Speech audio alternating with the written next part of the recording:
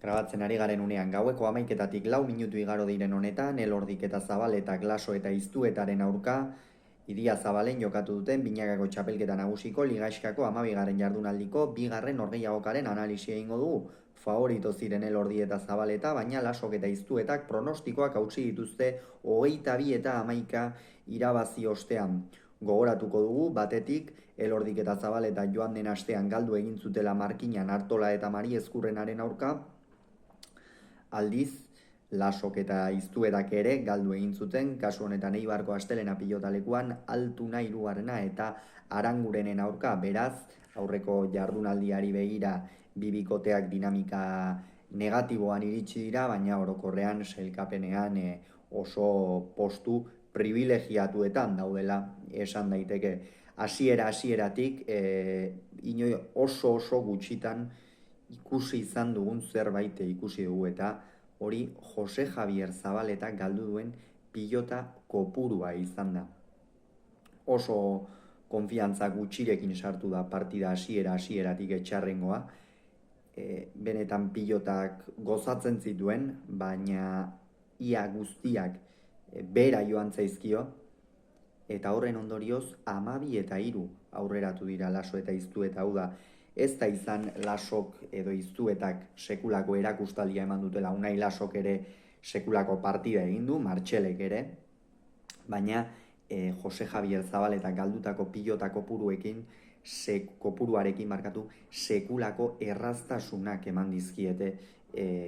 Laso eta Iztuetari, eta noski Zabaletak ez baldin badu agintzen, Aitor Elordik ere aurrean nekez izango ditu abaguneak, eta gaur maiabitarrak ere asko sufritu du, batez ere Jose Javierrek sufritu du, baina maiabitarrak ere aurrean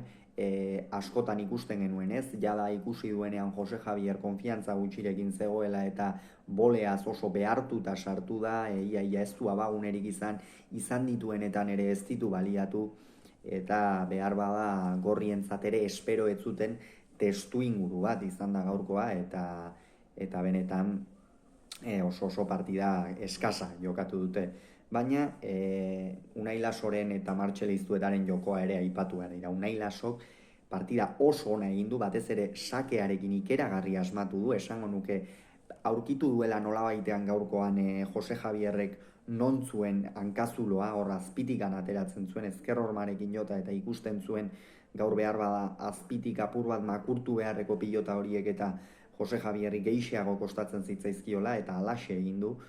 eta gero Martxel Iztueta berme handiarekin ikusi dugu, pilota garbirik ez dakit, lehen da biziko zati horretan galdu du, baina ez dut uste pilota asko luzatzen, tarteka Zabaletari gainera bizkarra erakusten, eta beste demostrazio bat egin du gaurkoan, zenolako txapelketa egiten ari den Tolosako atzelaria. Esan bezala 12 eta 3 aurreratu dira, eta mirari handia gertatu beharra zeukan bigarren zati horretan Elordik eta Zabaletak buelta emateko, ez bikotearen kalitatearen gatik edo urdinen sendotasunagatik, baizik eta eurak egiten ari ziren opari kopurua gatik. Eta ez da itzulirik gertatu, azken finean partidak berdin jarraitu du, Unai Laso bizi jokatzen, Aitor Elordi aurrean aldik eta ongien mugitzen, Jose Javier atzean ikeragarri sufritzen eta asko galtzen, eta Martxel oso egoki ere. Eta horren ondorioz, bigarren zati horretan 18 eta 6 ipini dira aurretik, Elordi ere saiatzen zen,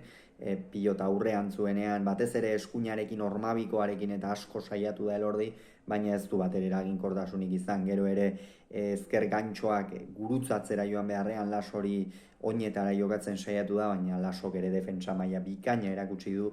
eta zuloak aurkitzea ez zuen batere erraza gaurkoan maiabitarrak. Eta tantoak aurrera joan diren heinean jada partida 18 eta 6ko horretan jada amaitua zegoela zirudien, gerora egia da tantotxo batzuk ere egin dituztela, 20 eta 6 ere aurreratu dira, baina gero tanto batzuk egin dituzte, azkenerako 22 eta 11, baina esan bezala eta labur bilduz, Jose Javier Zabaleta gaurkoa bezalako partidako oso gutxitan ikusiko genizkion etxarrengoari, oso galtzaile, konfiantzari gabe, eta aldiz Laso eta Iztueta oso eroso, batez ere martxelatzean gainera ematen, eta Unai aurrean zer esanik ez. Eta Elordi Zabaletaren jokoa zela eta aukera oso gutxirekin ikusi dugu. Eta honen bestez, sailkapenean Elordi eta Zabaletak 2 puntura lituzkete, 7 punturekin geratuko dira une honetan 3. postuan,